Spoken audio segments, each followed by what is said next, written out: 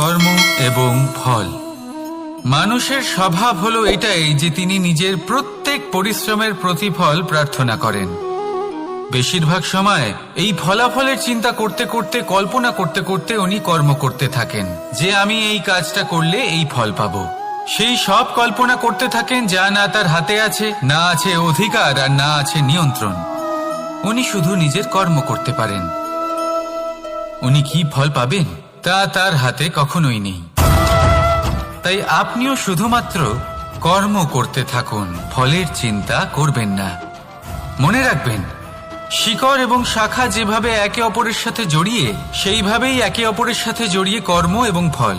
যেরকম কর্ম আপনি করবেন সেরকম ফল আপনি অবশ্যই পাবেন। তাই এই ফলের আশায় কর্মের সময় কখনোই নষ্ট করবেন না, কারণ যে ব্যক্তি সময় নষ্ট করেন, সময় সেই ব্যক্তিকে অবশ্যই নষ্ট করে দেয়।